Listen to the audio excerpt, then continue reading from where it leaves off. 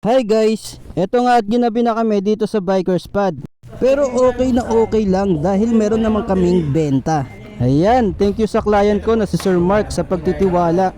Eto nga at ina-activate na ni Kuya Gian yung unit. Mauna tong ibaba, pagpapasok, pag ibabalik mo na.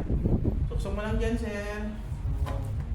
Pag nakasuksok na, sir, itong butas, then itong butas. Goma lang naman yan, sir, pero syempre, dahan-dahan.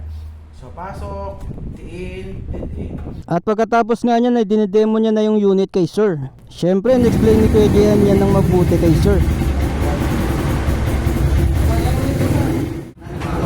Pag nandito, start. Then, high-end lang po ng ilaw.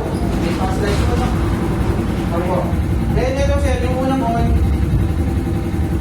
Pagkatapos nga niya ay may pa-previous pa kami kay Sir na OC Racing jersey at balaclava. At pagkatapos nga niya ay picture taking na. Akin yan, ba't ikaw magpapapicture? Meron ka na sa likod.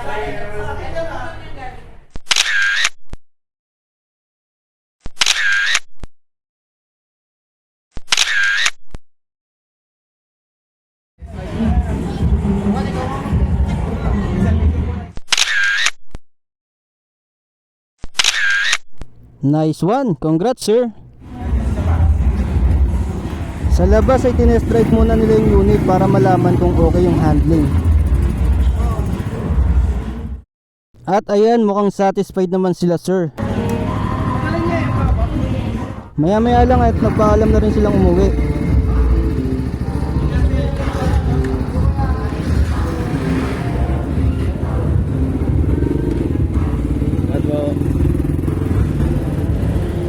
Ayan, muli ay maraming salamat kay Sir Mark sa pagtitiwala. Ride safe always. Kaya sa mga naghahanap ng motor dyan, PM nyo na ako. Legit to, boy.